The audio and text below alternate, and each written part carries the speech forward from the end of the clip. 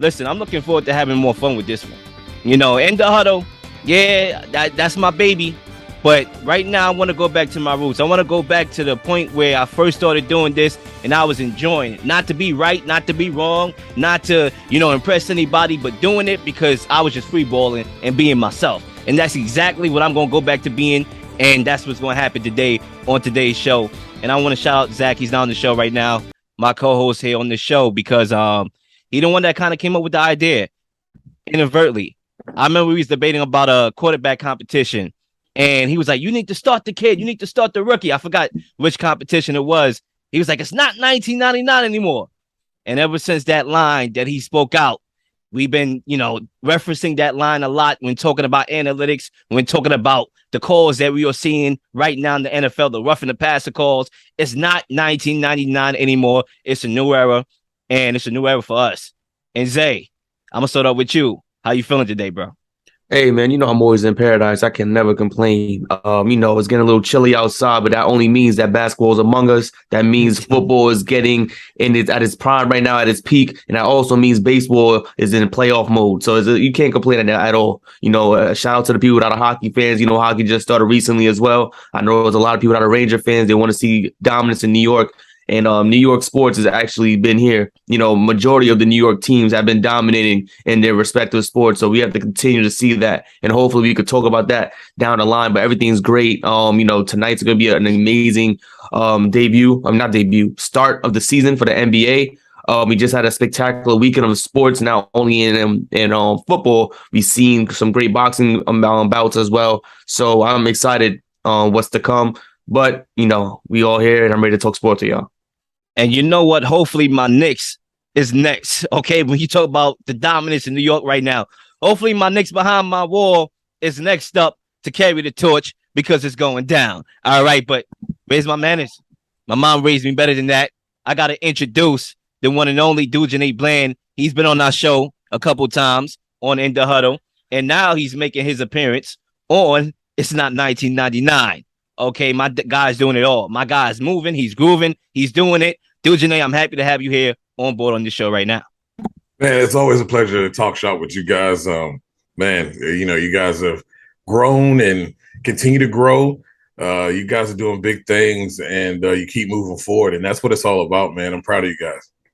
Nah, I appreciate that. And you know what? It's about time that we might as well kick things off with our first topic on this show when talking about the NFL, because that's exactly what we're going to get into right now. As Russell Wilson says that the Broncos don't have division in the locker room after an overtime loss to the Chargers. 2-4 start. That's what it is in Denver right now. So the question that I present is, does Russ deserve more of the blame than Nathaniel Hackett for the Broncos' lackluster start? And Dujanae, as our guest, throw it right over to you. No, he doesn't. This is a collective thing. You look at the game yesterday, and you look at their games down as we've gone through this season. The problem is that there's a collective disconnect here. Hackett's trying to do some things, and they're just not transpiring. Yes, Russ at times is not the old Russ, but the players around him also are making mistakes. Let's go back to the fact that they had 151 yards, a $151 in penalties. You can't have those types of things. Missed blocks. You saw Melvin Gordon was sat down. Really don't know the reasoning behind that. Apparently Hackett feels that he needs to have these guys that he wants and is going to execute well, maybe missed a block or something like that. But the fact of the matter is, this is a collective thing. They're not working and not gelling together, and things are not happening the way that they need to be. And that goes from coaching right on down to the offensive lineman, quarterback scenario. I think there's all blame to go around. You say there's division in the locker room. I say frustration. I don't think there's any division in the locker room. I think they're very frustrated with how things have transpired. This team thought that they were a quarterback away from, contending for a Super Bowl. Wrong, by the way.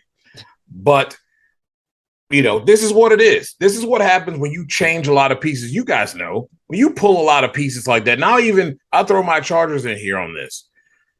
When you pull a lot of pieces in, and you change a lot of pieces, they're not going to go and snap of a finger, work together and gel.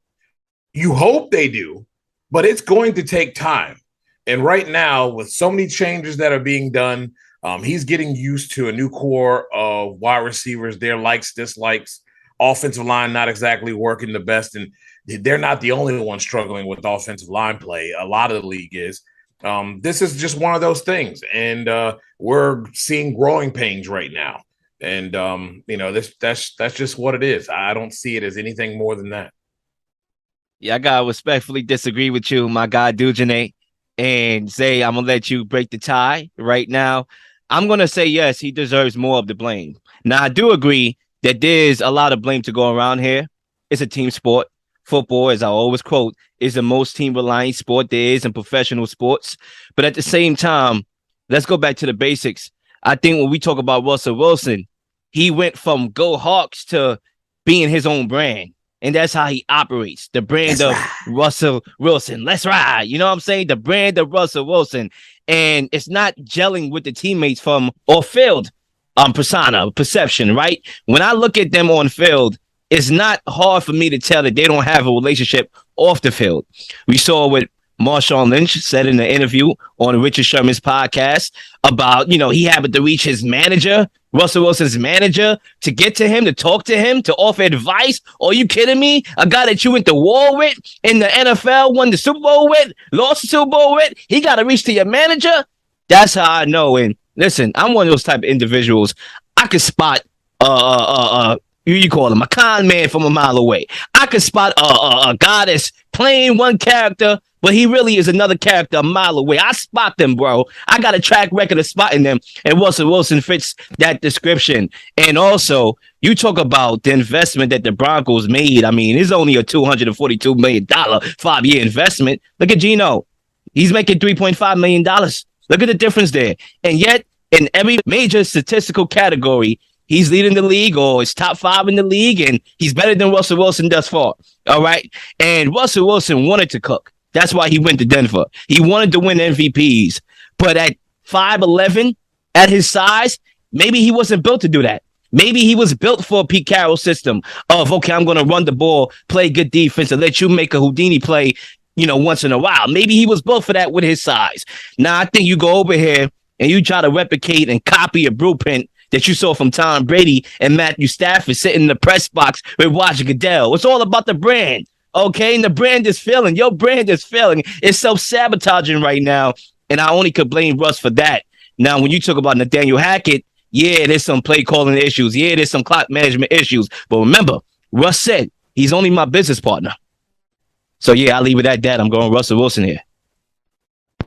They both have been terrible at the job in this season thus far. When we talk about Russell Wilson, his inability to read the field on this Broncos team is kind of disgusting. It kind of goes back, I think, to 2-3 weeks ago when they had an opportunity to win the game. They elected for a pass play, and he was just targeting Sun the entire time without even looking around the field when he had open guys on that football field. You understand that you go for that number one target, who the play is for, but if the guy is not open, you should be knowing where your other guys are on those routes. You should be seeing where those guys on the football field is. This guy is a Super Bowl champion. This guy is someone that was on the Seahawks getting 40 touchdowns a season. This is a guy who wanted to be his own man. So you have to make those proper reads. You're a $240 million quarterback.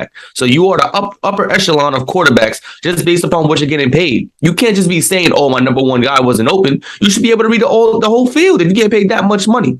And then it goes to it trickles down to Nathaniel Hackett, or Nathaniel Hackett trickling down to him. His play calling on offense has been horrendous. Now on defense, you've seen what he's able to do. They got playmakers on defense, and they've even been a stout pass defense wise. I believe they've given up the least amount of touchdowns of any team on pass defense, and are 5th in yards given up. So they've been playing great defense. It's just that offense is not his strong suit. Clearly, he does not know what the hell he's doing on offense, and that's an issue right there. Sitting Melvin Gordon when you need help direly on that running back front makes zero sense to me. Melvin Gordon is arguably probably the best running back on that team, with Javonte Williams being out at the moment, and there should be no reason why he's not on that football field. I know people are high on Boone, but he has not to prove me. He has yet to prove himself just yet. He's still young. He had one good game. That does not mean anything. Melvin Gordon should be on that field. And yeah, I agree. Like Boone has to prove himself, but yeah, he played one game and it was one good game. That's why you ride the hot hand. Latavius Murray came in there; he was running hard. Let's not forget that Melvin Gordon had a fumbling problem. The guy was fumbling. He cost him the game in Seattle. So at the end of the day, that's how Bill Belichick would do it. If you fumble, Bill Belichick is putting you in a doghouse immediately. You won't even live to see another day on the football field getting playing time unless he finally comes out and say, all right, go in there, kid. Like, you know how Bill Belichick is. So at the end of the day, I'm not going to blame him for that. If Melvin Gordon want to prove that he is that number one back for the team right now in the absence of Javonte Williams, then okay, when he does get his shot, he better make do with it. Otherwise, we're going to come back and say, okay, I understand what Nathaniel Hackett was doing. But at the same time, and I'm gonna let you get back in here for your rebuttal in your second lap. I just think that even though there's chemistry issues that's clear, that's gonna happen. I saw it with Tom Brady. Hell, I even saw it with Matthew Stafford. They both look good, despite you can see the communication issues. They both look good. They both look like they were close to going on a run, which they ultimately did. I don't see this Broncos team and look at them and say, I see a sign that they're going to go on this run magically and go to the Super Bowl. I just don't see it. I'm looking at Russell Wilson. He's missing wide open throws. In this game, he had a wide open throw on like a 3rd and 1 that was right in his face, literally, and he's not even looking at the guy. I don't know what's going on with Russell Wilson. I'm seeing a lot of uncharacteristic things, and I think it's mainly because Russell Wilson's priorities are in the wrong place. I always see him posting, tweeting about his entry outfit to a game. Like, that doesn't matter right now. What matters is that you are playing your best because that's what you're getting paid to do. And okay, I am buying this theory that there is some division in the locker room. That doesn't sound different from Seattle, where Russell Wilson was in the middle of a mutual disconnect with him and the defense. I'm seeing the same thing over here. But go ahead, Dujane. I understand your point, and obviously a lot of it is valid. With the sense that history kind of repeats itself. Sometimes people don't change, especially when he probably feels that he is the link to everything, especially offensively. But I think Isaiah said it best. The coaching plays a big part. You see it all across the league. And their defense is balling, but their offense, you saw it. When they got off the script, that first half was nice and scripted. They played well. When they have to get off script, he ain't got it. The calls aren't there, and the quarterback isn't there. But again, there's a lot of newness to this team. But I also think there's a lot of thought process that there's more in this cupboard as far as good products to cook a meal with, when really there isn't that many good products to cook a meal with. And again, Russ can't cook, bro. Russ can't cook. I mean, I think it's a combination. You think about it, what he had. I mean, I'm not a Pete Carroll fan at all, but they managed to make that work. And here you're coming in here with a new guy, and there could be some validity to that. Maybe he is trying to cook his own dish and force his way with Hackett to get plays that more suit what he likes to do. Maybe it's not for the betterment of the team. I'm not really sure on that one, but I can tell you the combination of the two, coaching to me is top. Quarterback play is huge, but he's got the wheels. But you got to protect the man, first off. Second of all, the penalties have to go away. Protection has to be better. I don't know what Russ is trying to prove standing in the pocket, because he usually, that instinct of getting out and making plays, looking down the field, was there before he got here. That seems to be lost right now. But like I said, I think it's a collective thing here. I mean, their defense obviously is doing the job, but outside of the fact that they are generating a lot of penalties as well. But this is an undisciplined ball club, and it starts at the top. And all these, like Isaiah said, taking Gordon out. I mean, give me a break, dude. I mean, I understand you're trying to make things happen, and you're trying to do whatever you're trying to do. But I didn't see anybody do any better or worse. Murray did a good job. Boone, on the other hand, I I could live with or without. He didn't do any better than Gordon. So, I mean, you have to be careful with what you do as a young head coach. And it usually doesn't work out if you're trying to assert yourself as the boss and you have to run around and pound your chest and do things like that to say that I am the boss. These that crap works in college. That crap don't work here in the NFL. These are grown men. They ain't putting up with that. Period. And Zay, anybody that got last words, I'm gonna just say my last piece here. I think to a certain extent, Russell Wilson knew what he was getting into over here. He knew who was the coach. I believe they hired the coach thinking that they was gonna get Rodgers, and so he knew it. I'm pretty sure Denver's the place that he wanted to go. I'm pretty sure that he and Pete Carroll in Seattle worked out a deal for him to go to Denver because we all knew Denver had weapons. They had offensive weapons. They had weapons at the skills positions. They had a good defense with a rising star, Patrick Surtain. So I'm pretty sure that was one of the places that he wanted to go. But you knew who was at the coaching spot over there. Like Tom Brady would never go to a place without a good coach because he played for Bill Belichick and he knows how important a coach really is. And when he got the deals or the offers that he got, I believe it was the Chargers and the Buccaneers. I think the Bears was like a number 3, if I'm not mistaken. He chose the team with the best coach and Bruce Arians at the time. Even though I criticize Bruce Arians and some people do, which is warranted, he still was a more proven commodity out of the coaches that were at the time the coach in the respective teams that offered him a contract. So with that being said, Wilson knew what he was getting into. He knew that he went over there with the intention of running things. The offense running through him throwing 30 times a game, him winning the MVP with all them weapons. But guess what? It has failed. And that's part of Russell Wilson's fault, a major of Russell Wilson. And that's definitely Nathaniel Hackett as well. So I can see it being 60-40, but I'm leading 60-40 Russ.